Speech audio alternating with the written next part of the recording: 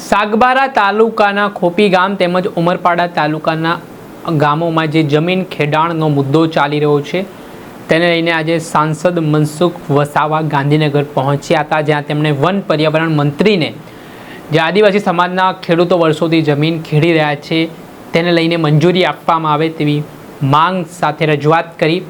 ત્યારે શું જવાબ મળ્યો મંત્રી તરફથી, વિગતે વાત કરીએ। વૈષ્ણવજન તો તેને કહીએ જે પીડ પરાઈ જાનાને રે। દર્શક મિત્રો, નવજીવન ન્યૂઝમાં આપનું સ્વાગત છે। હું છું ફૈઝાન।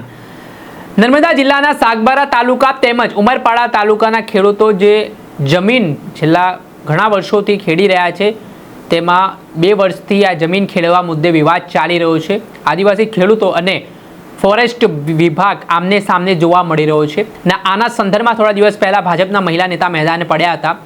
ફોરેસ્ટ વિભાગ દ્વારા જે ખેડૂતો પાસે સનદ માંગવામાં આવી રહી છે તેમને જમીન ખેડવા દેવામાં નથી આવી રહ્યા, તેને લઈને ભાજપના મહિલા નેતા દ્વારા પાર્ટીમાંથી રાજીનામું પણ આપી દીધું હતું, જે ત્યારબાદ ડેમેજ કંટ્રોલના પણ પ્રયાસો શરૂ થયા હતા।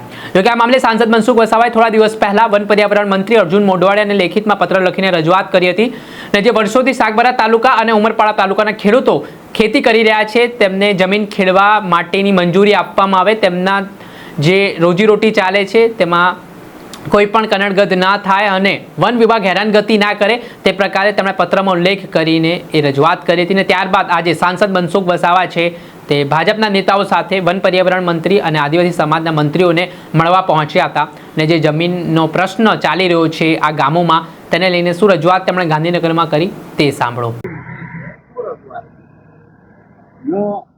નર્મદા જિલ્લાના સાગબારા તાલુકાના ખેડૂતો સુરત જિલ્લાના ઉમરપાડા તાલુકામાં છેલ્લા ઘણા વર્ષોથી જંગલની જમીન ખેડે છે, તો છેલ્લા 2 વર્ષની સામાજિક પ્રસંગની ઘટનાને લઈને આ વિવાદ ઊભો થયો।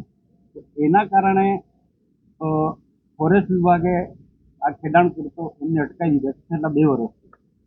એના કારણે જે સાગબારા તાલુકાના જે ખેડૂતો જે છે 10-12 ગામના ખેડૂતો એ સખત નારાજ થયા અને એ જે જમીન વર્ષોથી ખેડતા હતા એ જમીન ખેડવાના પ્રયાસ કર્યા ગયા વર્ષે અને આ વર્ષે, પરંતુ ફોરેસ્ટ વિભાગે આને અટકાવ્યા, આ વર્ષે પણ અટકાયા અને આ આખો મામલો print media, electronic media, social મીડિયામાં ઘણો ચમક્યો, ઘણો ચાલ્યો અને અમે પણ સરકારમાં સતત રજૂઆત કરી જવાબદાર લોકોને કે છેલ્લા ઘણા વર્ષોથી જંગલની જમીન ખેડે છે, જેમ ગુજરાતમાં અન્ય જગ્યાએ બીજા બધા લોકો ખેડે છે એ રીતના આ સાગબારા તાલુકાના લોકો પણ સુરત જિલ્લાના ઉમરપાડા તાલુકામાં એ ખેડે છે, બોર્ડર પર આવેલી જમીન એ ખેડે છે, તો એમને ખેડવા દેવું જોઈએ। નવું ખેડાણ હોય તો અમે માંગણી આ કર્યા, નવું ખેડાણ નથી, છેલ્લા જૂનું 15-20 વર્ષનું આ ખેડાણ છે, તો એને અટકાવવું ના જોઈએ। અટકાવવું હતું તો શરૂઆતમાં જ તમારે અટકાવવું હતું। આ રીતના અમે વાત કરીને આજે માનનીય વનમંત્રી અર્જુનભાઈ મોઢેરા સાહેબ,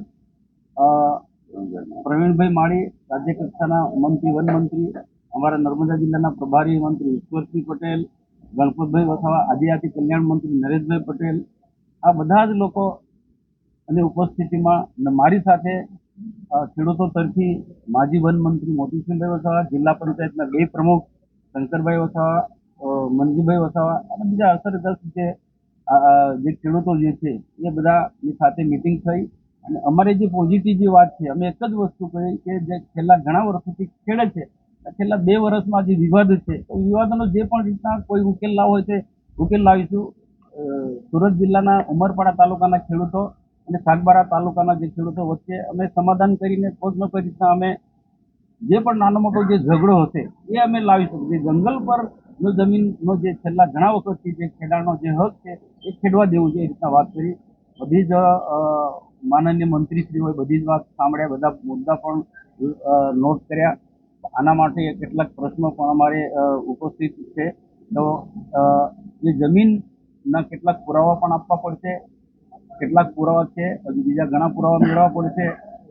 પંચાયત, ગ્રામ પંચાયત કે વન સમિતિ શું કહેવા માંગે છે એ માટે પણ વન સમિતિ પાસેના અભિપ્રાય લેવા પડશે।